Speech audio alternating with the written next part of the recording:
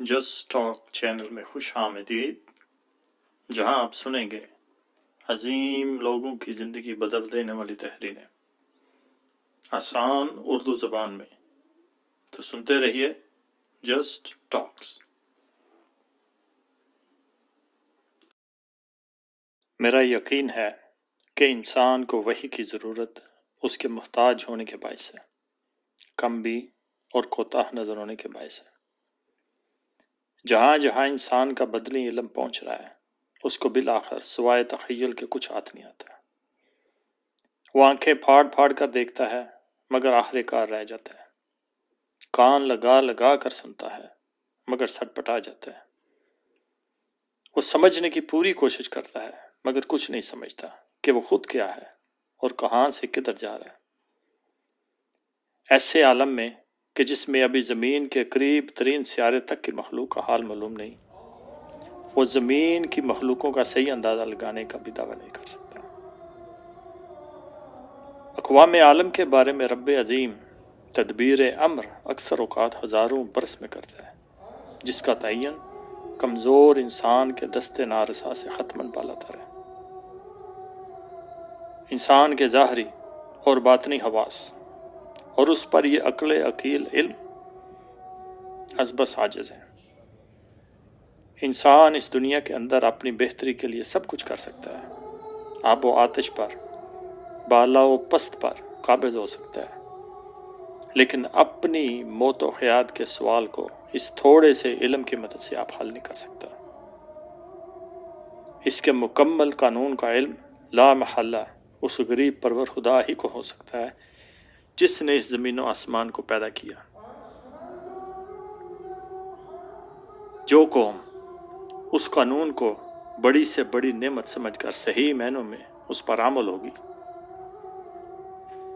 وہی صالح ہے، وہی زوراور ہے اور وہی ناقابل شکست ہے، وہی دائم ہے اور وہی قائم ہے۔ اس زمین و آسمان کے دروازے بلا شبہ کھل چکے ہیں، اور جب تک وہ قوم اس صحیح عمل سے سرے منہ تجاوز نہیں کرتی، اس دنیا میں بے خوف و خطر ہو کر رہنا اسی کا خاصہ ہے۔ مغربی حکماء نے کلام وحی کو قطعاً اس نظر سے نہیں دیکھا جیسا کہ اس کا حق تھا۔ وہ ادیان عالم کے باہمی اختلاف کو دیکھ کر یکسر متنفر ہو گئے، جو دیکھا اس کے متعلق اکثر مسکرا دیا۔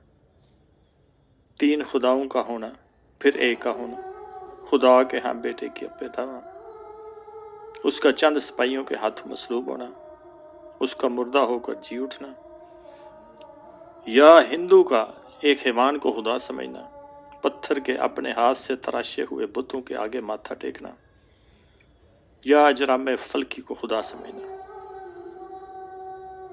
یا مسلم کا خدا کو منہ سے ایک ایک جپتے رہنا، کلمے اور لاحول پڑھ کر جنت کے وارث بننا،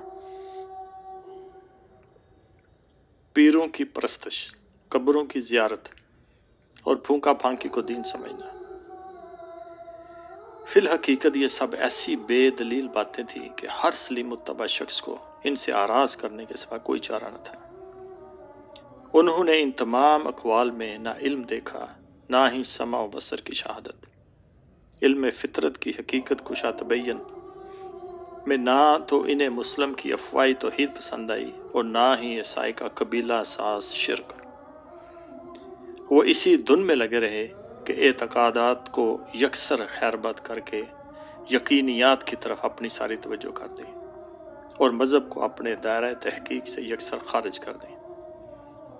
یہ دلیل کہ ایک خدا کی طرف سے، ایک بنی نوع انسان کی طرف 1,00,000 سے زائد پیغمبروں کی وساطت سے بھیجا ہوا پیغام بھی ایک ہی ہو سکتا تھا، بجائے خود اس قدر کارگر تھی کہ تمام مذاہب کی 1,000 دلیلیں بھی اس کے مقابل حتماً نہ ٹھہر سکتی تھیں۔